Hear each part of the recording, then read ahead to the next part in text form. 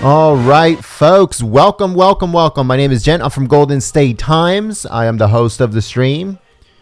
We are awaiting footage from inside the airplane. Actually, this is going to take place in an airplane where Secretary Mattis is going to be talking about the military's role in the southern border with Mexico, as the caravan has actually arrived in Tijuana and they are very, very close to the border. Now, I was looking at Drudge earlier today, actually. And on Drudge, there is a report here. Let me see. Let me make sure that everything is correct here. So on Drudge, there's a report that says caravan jumps border fence. No troops on the other side. That's what it says. This one actually comes courtesy of Fox 5. And it says people on the Mexican side of the border could be seen climbing the fence near the Friendship Park on Tuesday afternoon after part of the Central American migrant caravan arrives in Tijuana. Several people scaled the fence and sat atop of it. A few jumped or crawled to openings on the fence onto U.S. soil, but quickly ran back as Border Patrol agents approached. Several Border Patrol agents were seen patrolling the area in trucks, four-wheelers, and helicopters, and even horses. It says the U.S. Border Patrol sent news releases stating that it believes some of the people from the fence are from the caravan that has been arriving through Mexico from Honduras. So there are footage out there. I'm pretty sure it's on social media now, seeing that the people on the caravan are on top of the fence. They're jumping over. And then when, Border Patrol comes, they just scatter. There's also a lot of videos out there seeing that that these caravan people are like smoking cannabis and just hanging out. So it's not, it's not like what you would expect, or what the left tries to, play these people off as, that they're in need and stuff like that. But they're just chilling. They're just, trying to instigate Border Patrol, but no troops on that side, folks. I don't know what's going on with that. But anyways, we are about to get footage in just a few minutes, so stay tuned. Please share this live stream on social media, and we'll see what Secretary Mattis has to say about this, as he is set to speak to the press in just a few minutes. So make sure you guys stay tuned live here at Golden State Times. We should be starting very soon. Please share the stream. Click the thumbs up button. That helps out the channel. And if you'd like to help out Golden State Times, there's a link in the description below. Thank you so much.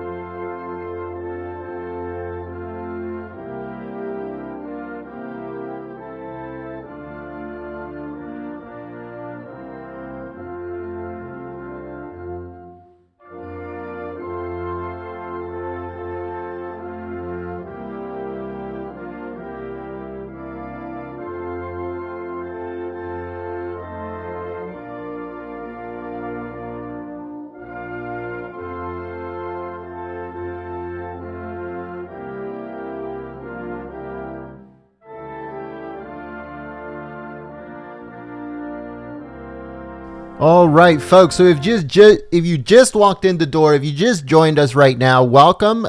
Secretary Mattis is set to give a press conference regarding the military at the Mexico border right now, as the caravan has arrived in Tijuana. They actually arrived in buses. They did not arrive. Well, the ones that are there now did not arrive on foot. They arrived in buses, school buses, tour buses. All of these started to come in. They arrived in Tijuana, I think, Monday night, Tuesday morning. So they are there in Tijuana right now. They're actually at the border, and they're like, trying to jump the fences and try to crawl through. Border Patrol is on the other side, but there is no military in sight.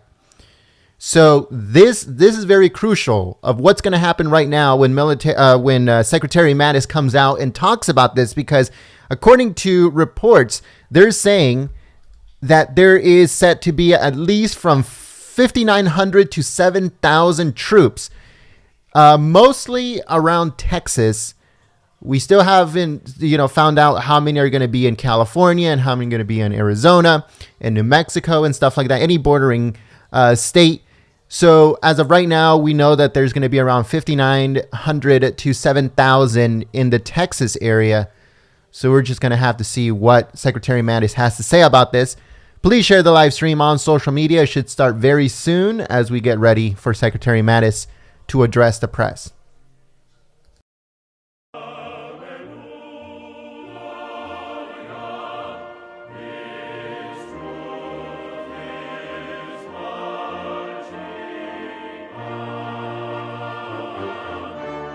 I can just hold it down here. There we go.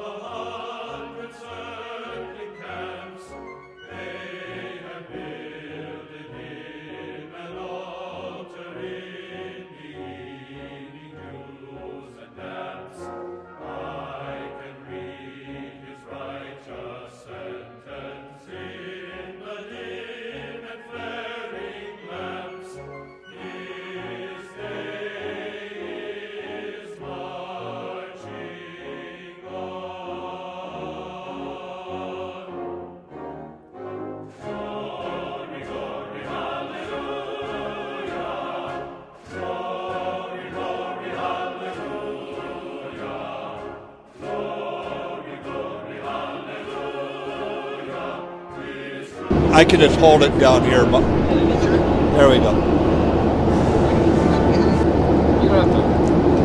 Okay. All right. We're ready to go here. And just interrupt me if you can't hear me or something, okay? Okay. First of all, thank you for coming on the trip. I'm headed to McAllen, Texas on the southern border.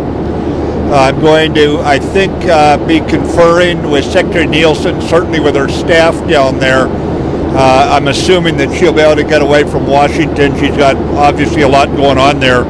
But also General Shaughnessy, our NORTHCOM commander, will meet me down there as well.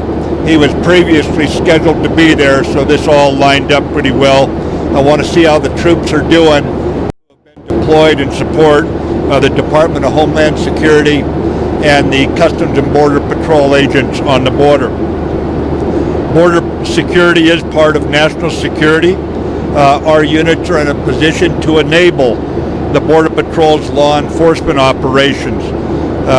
We determined that the mission was absolutely legal, and this was also reviewed by Department of Justice lawyers. It's obviously a moral and ethical mission to support our Border Patrolmen. There's nothing new under the sun. I would put this in a little historic context.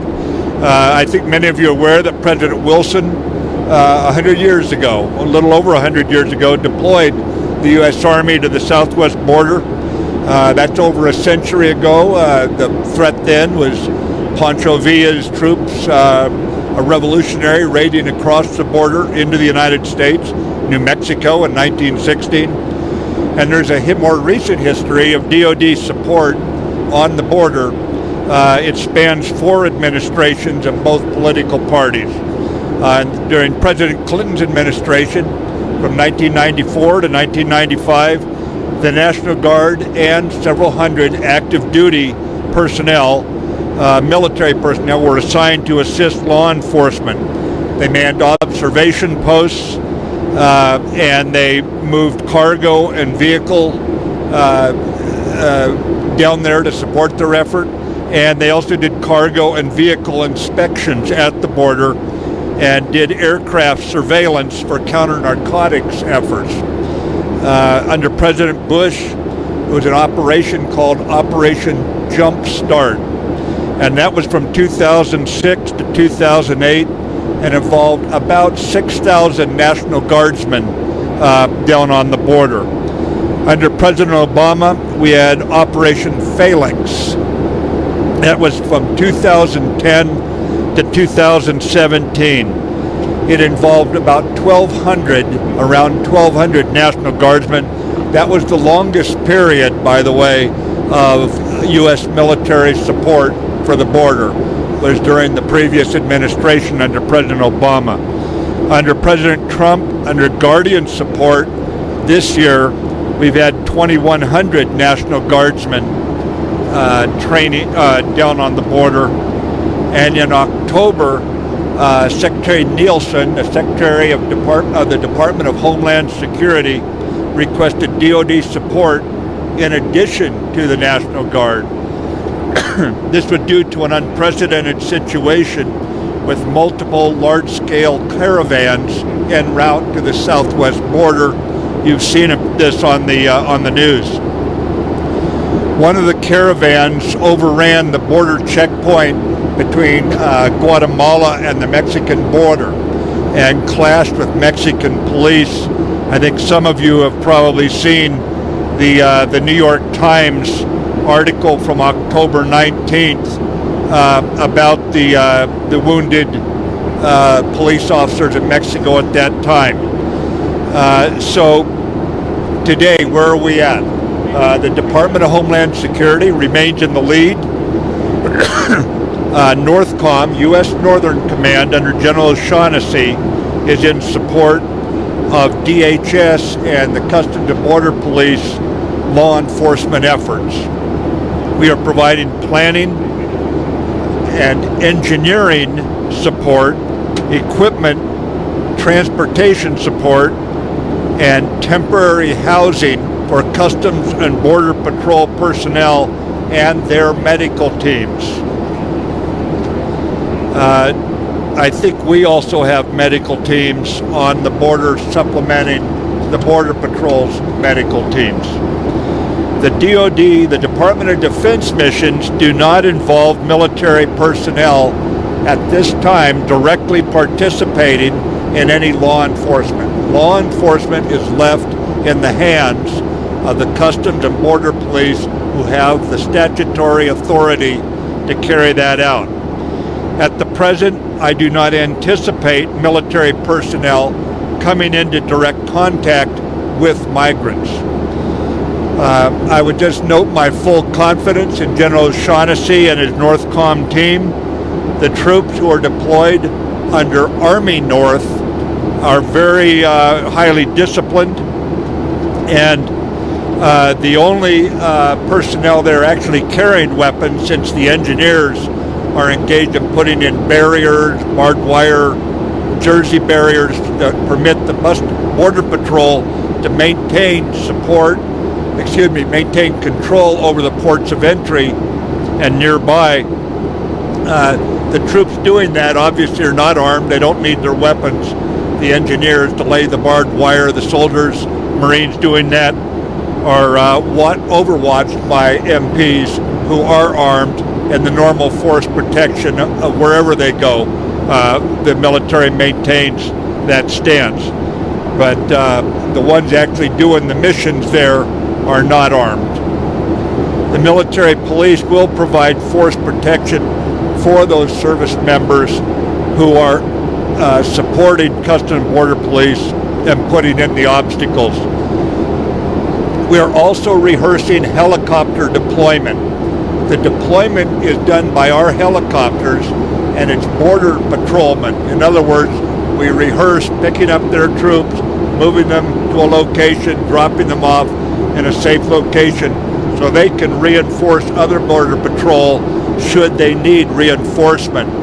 But again, these helicopters are not moving our troops around right now. They're actually working at putting in the obstacles. As of 13 November, this is the number as of last night I received, about 5,900 troops are deployed to support the Border Patrol. That number will fluctuate as units deploy. Other units, when they get done with their mission, will go back to home station. So that number, you'll see it going up and down, and we'll just keep you informed on a daily basis of what it is. I anticipate right now it could go around 7,000, although I'd prefer to say that we'll just keep you updated daily with how many troops are there, then you have an accurate number. So that's what I'm doing down on the border.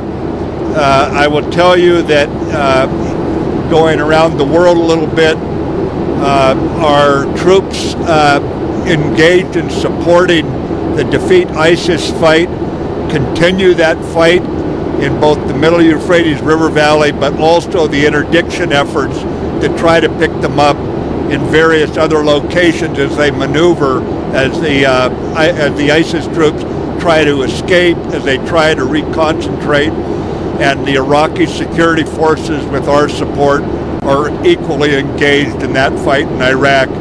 As you know, they've collapsed the geographic caliphate there, but as we have told you for many, many months, over a year now, the fight goes on as they splinter into smaller groups, and we continue to hunt them down there. I think that's enough right now, because your questions are probably on the border. So why don't we go to Q&A on the record here? Phil, why don't we start with you? Okay, well, a few questions. First, I know that you said you were keeping track of the costs. We've seen we've seen estimates that this could cost, $200 million. Yeah. Is that over the top? Is that too much? Is it going to be less than that? Yeah. The question is about the cost of the support to Customs and Border Patrol. In the what we call the execute order that went out, all the units are tasked with tracking all costs associated. They will compile those costs and send them up. Now, to the engineer battalion or to the helicopter company or squadron that deployed, we have not received those costs. So we can estimate costs all we want. I'd prefer to give you real costs. Right now, I can't give that to you. It's the cost of deploying them. It's the cost of transferring their equipment to the border. It's fuel costs. It's all those kind of costs. So I just don't want to get into something I can't give you what I believe confidently is accurate. So I don't want to forecast it right now. So you don't think it's going to be, you can't even say in a ballpark, hundreds of millions, tens of millions. I honestly don't want to say right now. They will report it to me. I've been very busy on the decisions that need to be made now. I know what information I'm getting is not anywhere near right, and I'm not going to pull other people off other issues to try to forecast costs when I believe very quickly we'll know the real costs. So we'll keep you posted as the real costs come in. I would tell you that because there's another cost that everyone wants to know, and that is this costing us readiness? It's been interesting. Oops, sorry about that, Moshe. It's been interesting to see the feedback, I would say, from the captains, lieutenant colonels, and senior NCOs. One of them, the report came into me. They said, we were not anticipating this. We received the warning order. We got the execute order. We had to deploy to a non-traditional mission away from home station. These are all the same things we would do if we were deploying anywhere in the world. And he said right now, we're deployed, we're living out of tents. He said this is actually very good training because they're rehearsing everything they would do in a real deployment elsewhere in the world. So had I put myself in his shoes, I could have anticipated that. But in fact, in terms of readiness, it's actually, I believe, so far improving our readiness for deployment, for making certain our procedures for mount out are correct, that we know how to get stuff on board aircraft for movement. So far, that cost has not been borne out. It's actually a help in us. Go ahead, Moshe. So I have a question about the name of the mission has changed. The what? The name of the physical name of the mission has changed. Could you kind of talk us through why? The question is, the name of the mission has changed. When the name of the mission first came in, I had given instructions. I do not want to put this mission in some arcane military terms. If what we're doing is laying wire, don't talk about implementing a barrier plan. That's what we do in training. I want to talk to the American people because this is a highly politically visible issue, and I want you to tell them what we're doing. I want you to tell them we are operating in support of customs or of border police. Do not say we're supporting a federal agency. Tell them what we're doing. So when you saw the reporting coming out, it was my continued direction to quit using military terms, quit using terms that don't tell people. Yeah, I got it. I guess so. That helped? All right. No sweat, Paul. Quit using terms that mean a lot to us and are subject to misinterpretation by people not trained at Fort Leavenworth at Command and Staff College. That's all I changed, okay? And that's the reason for anything that you see as we try to talk about. I'll give you the example. I directed this morning not to use the word secure a certain location. Secure in military terms means one thing. It's subject to a whole lot of other interpretations, understandably, by people who use Webster's dictionary, okay? So it's not that we're right and they're wrong, or we're wrong and they're right. I said talk in terms that people understand. It's their country, it's their border. So that's what's going on, Moshe. You had another question, Phil. Yeah, but just to follow up though, what was the misinterpretation you were seeing? No. I'm saying, I'm telling people, do not allow things to be misinterpreted. Tell them what the mission is. That's all. That's the direction I've given. That's all there is to it. It is nothing more. We can put this in the most arcane military terms, and all I'm going to do is answer another 30 questions from you about what did you mean by secure? What did you mean by employ weapons? You know, that sort of thing, or do not deploy with weapons. All that. We're going to tell you what we're doing. The engineers are not carrying weapons. There's a military way I can describe that, or I can put it in understandable terms. That's all it is. One of the big criticisms from folks on the Hill and elsewhere, including the former chairman, is that who was the last one? former chairman Dempsey was also critical of this deployment, and the criticism is that there's no real threat to justify this deployment to bring in active duty military to the border. Yeah. How would you respond to that? Well, I would refer them to the New York Times and what happened to the Mexican police, and I would just leave that to the Secretary of the Department of Homeland Security. She's a professional. Her Commissioner of Border Patrol, Customs and Border Patrol professional. The people responsible for the mission are the ones I listen to in something like this. And they think it is necessary. I'm sorry? And they think it is necessary. You think it's necessary based on the threat. I think that it's very clear that support to border police, our border patrol, is necessary right now. If they come to me and say we do not have the people to put in barbed wire, we don't have the capability to use helicopters and move people, we don't have the helicopters. I mean, clearly moving their people around to face something that could be what the Mexican police were unable to handle on the Guatemala border. This is something I defer to their judgment. They're the ones who are held responsible to maintain our sovereignty. And then just, do you believe that these forces are going to be deployed, through Thanksgiving, potentially through Christmas? What would you say to their families who are wondering how long this deployment's going to last? Yeah, I mean, I've got troops deployed from Syria and Iraq to the Pacific. They're out in the Atlantic. You saw that we just finished one of the largest NATO exercises, and the ships have just pulled in to our NATO ally, Portugal's port of Lisbon. We are going to continue to have troops deployed, and this is just for our military. We're a 365-day-a-year military. Rain or shine, light or dark, cold weather or hot weather. We have an all-weather force that's on duty 24/7. Drive around the Pentagon on Thanksgiving Day and look at the number of cars in the parking lot of people who work right through the holidays. Some of you were with me when we were at Guantanamo Bay last Thanksgiving time frame. Troops are down there.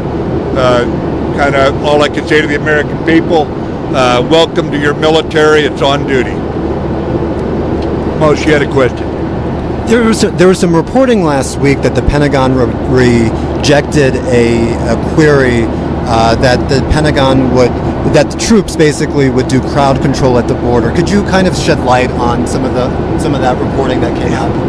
Yeah, Moshe. Right now, the only thing we've been asked for is to put in obstacles, provide transportation, and to provide housing for border. They've had to move a number of border patrol people in a position where they just didn't, they moved them from other places. So obstacle emplacement, transportation, helicopters, basically, and some C-130s that would move larger number of troops longer distances. For example, we had to move them from Texas, where I'll be today, to Arizona or something like that. We've been asked for nothing more right now, so I prefer to stay with what we've been asked for, what we're doing about it. If we get something new, obviously we'll brief you on where we're at on it. And one of the reasons I maintain daily communication with the Secretary of Department of Homeland Security is to make certain we're hearing how they read, the ones responsible, how they read the border situation and the security on the border. So right now, that's what we're doing, that mission. Another question, then we'll go off the record. We can talk a little more. And you can always answer this again when we get after your briefings and all that. But there has been some questions about, given the changing direction of the caravans, whether or not you might consider, different weighted deployments. Maybe you're heavy in Texas and light in California. Oh yeah, I see. Right now, what we're doing, they have defined what they need in each area. So we've deployed troops to each of the ports of entry that they've said they want addressed. I would anticipate, with what we've been asked to do so far, probably within a week to 10 days, we'll have done what's needed. Now, of course, it's a dynamic situation. There'll be new requests coming in. But we can move the troops back and forth. Right now, because we're just putting in the obstacles, I'm 100% confident we have the number of troops at each of those ports of entry to complete what we've been asked to do prior to the arrival of the large caravans, wherever they choose to go.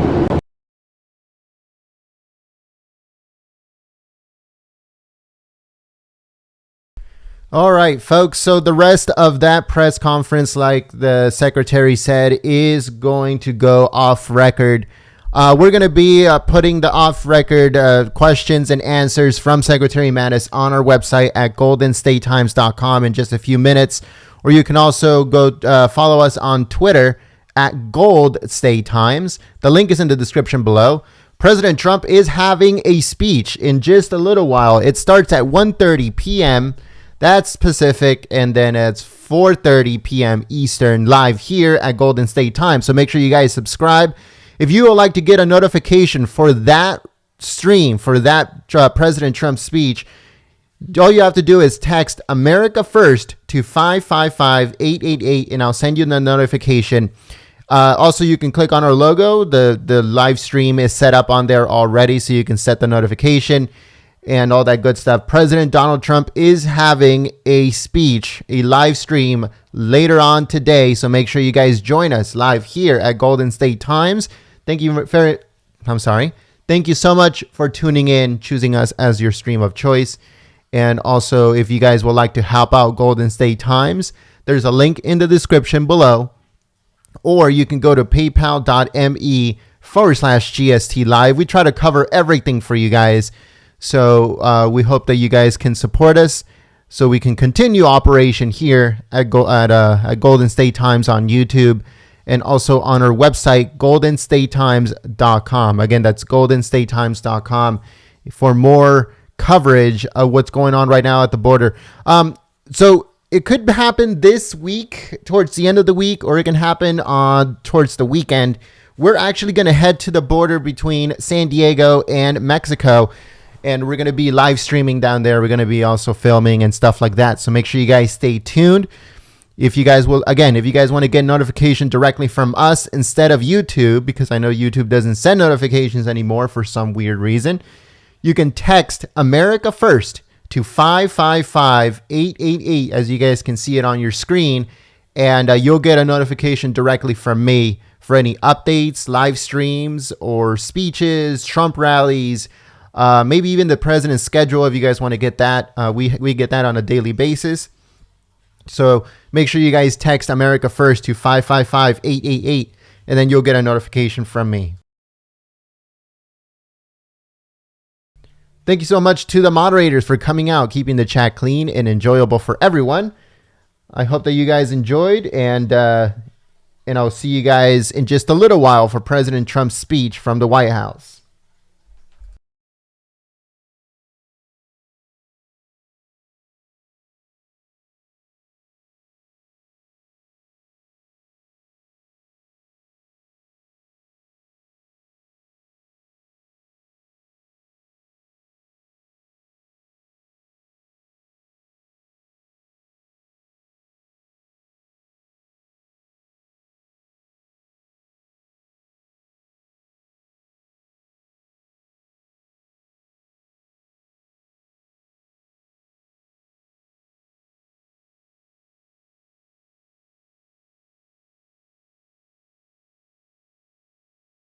Again, folks, before we shut down this live stream, President Trump is having a speech later on today. That one starts around 1 p.m. Pacific, 4 p.m. Eastern, so make sure you guys join us. The live stream is already set up on our channel, so make sure you guys click on our logo, and the live stream should be on there. Set the notification, give it a thumbs up, and all that good stuff. If you'd like to get notified by us directly here at Golden State Times, all you have to do is grab your cell phone and text America First to 555-888, and then you'll get a notification saying that you are part of our notification list, and then it'll give you more options there. And then you'll get notified directly by me every single time we go live for a President Trump speech, rally, or any breaking news that is happening that minute. So make sure you guys text America First to 555-888, and then you'll get that notification sent to you directly from us. If you'd like to help out Golden State Times continue operation here on YouTube, folks, we need your help as much as we can possibly get. Thank you so much for the consideration. You can go to paypal.me/GST live. All of these live streams, folks, we've been getting demonetized every single time now. So all of these live streams are going to be made possible by you. So thank you so much for your support. And I'll see you guys on that live stream of President Trump at the White House.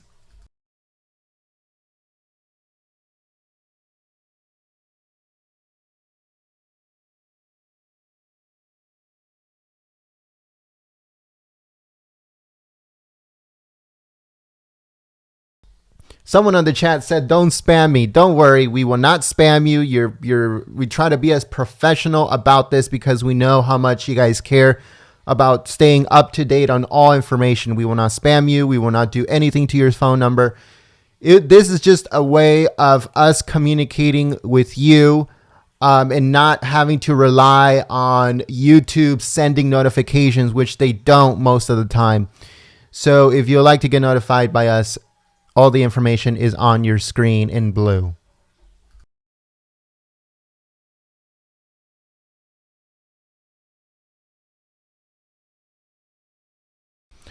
So Rosie says if we have Super Chat. Yeah, Super Chat is the money sign right underneath where you actually type for the chat. So if you like to use Super Chat, that's also a very good way of contributing to the channel and helping us out, like always. Super Chat, again, is a little money sign right next to where you type for the chat.